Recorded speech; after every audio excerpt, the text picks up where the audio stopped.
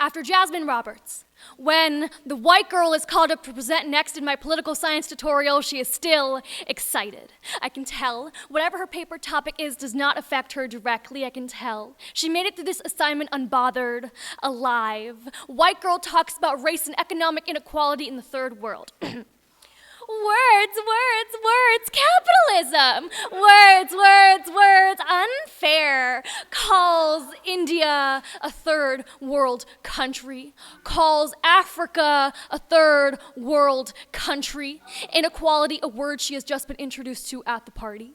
Too drunk to make its way out of her mouth. The smell of cheap vodka dusts everything in the room. She goes, wow, like, look at all this injustice. Puts her hand out, show and tell. The words sit sparkling and bedazzled on her palm. And she wraps up her assignment. Words, words, words. Big businesses are like so totally bad. Words, words, words. I think Eastern countries are disadvantaged. And she sits down, helps herself to my classmates' applause, helps herself to a 90% on the presentation, and I get up and present about borders in a globalizing world. Talk about how borders tore my family apart, how religious nationalism slaughtered Sikhs I will not have the chance to love, how they labeled my great-grandfather in a legal body in the 60s, how borders tear my mother's heart in half.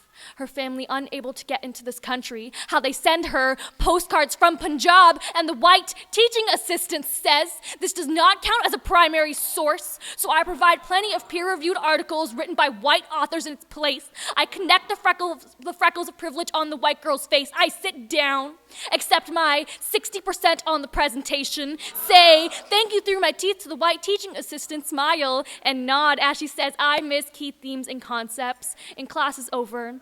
I gather my things. I hear the white girl talk about her trip to India that inspired her paper. Hear her say, India is dirty. Hear her say, Indians are dirty. And I want her to see my dirty, soil-like hands sprout out from my side, plant themselves in her face, bloom through the bones in her nose, blossom out of the side of her ears, and I want fertilizer to erupt from her eye sockets, soil to bury her still breathing, but it does not. And I do not let my tree trunk hands blow away from my body in the breeze. Instead, I lock eyes with the only other person of color in the room. His eyes say, do not. His eyes say, be still. His eyes say, you know what will happen to you if you speak up. These white people will make of you tree, chop you down, set fire to your roots. They will make a picnic table of your bones, feast of an angry brown girl's experience. His eyes say, do not worry. His eyes say she cannot privilege her way through the exam. His eyes say she probably will not pass this class anyways.